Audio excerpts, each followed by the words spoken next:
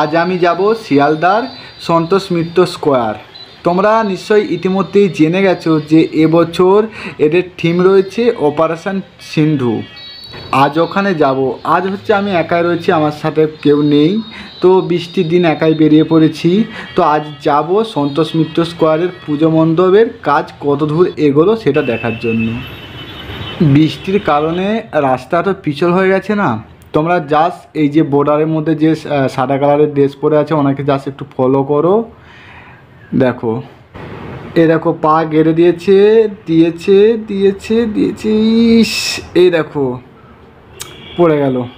মানে জাস্ট একবার ভাবো যদি ওনার পেছনে কোনো রানিং গাড়ি থাকতো তাহলে কীরকম একটা বিপদ ঘটতো বলো তো। তাই বলবো তোমরা যখন রাস্তায় থাকবে না, গাড়ি চালাবে, তখন তোমরা সতর্ক থাকবে, কারণ কোন দিক থেকে কী যে বিপদ চলে আসবে কেউ বলতে পারবে না।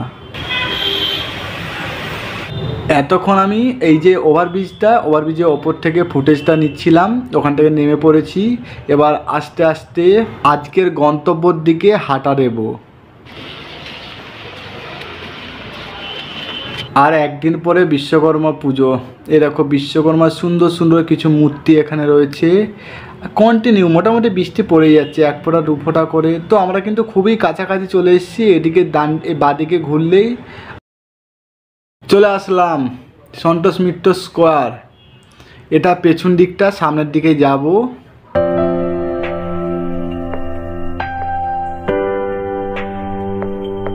এখানের কাজ কিন্তু অনেকটাই এগিয়ে গেছে, আর সম্পূর্ণ প্যান্ডেলটা কিন্তু একটা পাহাড়ের আকার দেওয়া হচ্ছে। বৃষ্টি পড়ছে, দেখো কন্টিনিউ বৃষ্টি পড়ছে।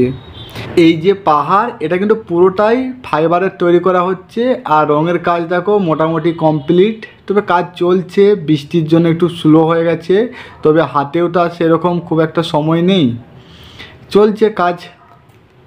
ভাগ্য খারাপ থাকলে যা হয়, একদম ভুল সময় এখানে এন্ট্রি করেছি। মানে বৃষ্টির মধ্যে এত কষ্ট করে একা একা তাও এখানে আসলাম, মানে আমার অচেনা রাস্তা, আমি গুগল ম্যাপ ধরে এত কষ্ট করে এখানে আসলাম, কিন্তু এসে দেখি এখানে যে গেট রয়েছে না, গেট পুরোপুরি বন্ধ, কেউ সেরকম নেই। মানে কিসের জন্য যে বন্ধ সেটাও বুঝতে পারছি না পুরোপুরি। মানে কি হয়, ভাগ্য খারাপ থাকলে যেটা হয় না, সেটাই হয়েছে আমার সাথে। কি আর করা যাবে, করার তো কিছু নেই।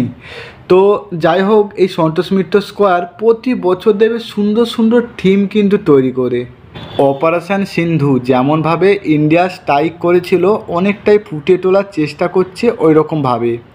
যেমন প্লেন থেকে জঙ্গির ঘাঁটিগুলো লক্ষ্য করে ধ্বংস করে ফেলা, তারপর যুদ্ধের কিছু ছবি, মানে এই সকল বিষয়গুলো লাইটিংয়ের মাধ্যমে এই প্যান্ডেলের ওপরে ফুটিয়ে তুলবে। খুবই সুন্দর দেখতে লাগবে। মানে জিনিসটা অনুমান করেই যা মনের মধ্যে একটা দেখার আগ্রহ বাড়ছে না সত্যি।